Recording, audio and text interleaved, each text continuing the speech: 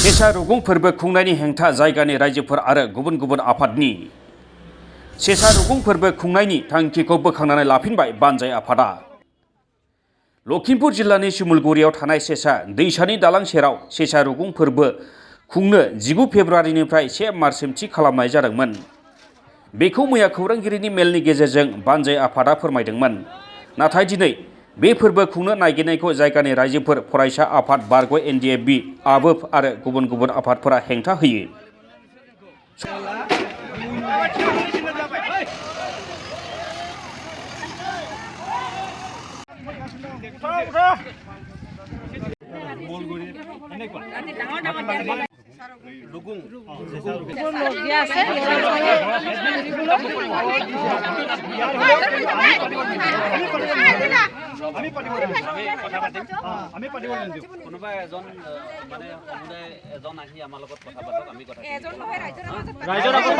समाजारि थासारि आरो मेट्रिक आरो हायार सेकेन्डारिनि आनजादाबो खाथि सफैनायनि थाखाय जायगानि रायजोफोर आरो गुबुन गुबुन आफादफोरा जयै सेसा रुगुं फोरबो खुंनायखौ बन्द' खालामनांगौ होनना दाबि खालामनायाव बानजाय आफादा सेसा रुगुं फोरबो खुंनायनि थांखिखौ बोखांनानै लानांगौ जायो आरो बिथांमोना खुंला होननानै खौरांगिरिनि सिगाङाव रोखायै फोरमायो।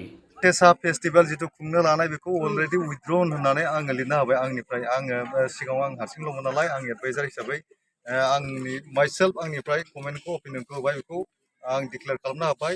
बेवहाय नैबे सेसा ब्रिजनि खाथियाव जिथु खुंनो लागा बेखौ जोङो उइथड्रन खालामनाय जाबाय। खुलुमबाय, आं कृष्ण बसुमतारी।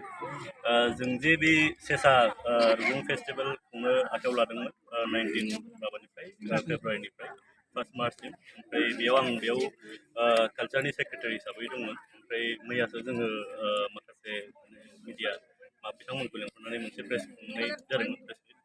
ओमफ्राय बेयाव माखासे बाथ्राखौ आङो इनफरमेसनखौ मोनलायदिया। आं बेनि जाहोनावनो कमिटिनि जानानै आं माखासे बाथ्राखौ बुंफ्रांबाय। जिहेतु आं बेयाव आबोफ बा माखासे आरो बिभिन्न माबानि संगठनफोरनि खोथा बाथ्राखौ बुंदोंमोन आङो कि जोंजों हेफाजाब दङ बा बिथांमोना समर्थन दं होननानै। बेयाव जेनेबा माखासेयाव जेनेबा आं इनफरमेसन आंनियाव माबा गेप्स जानायखाय बे बाथ्राखौ बुंफुंबाय। बेनि थाखाय आं आबोफ आरो माखासे जि संगठननि आं नाम लादोंमोन बिथांमोननिफ्राय आं निमाहा बियो।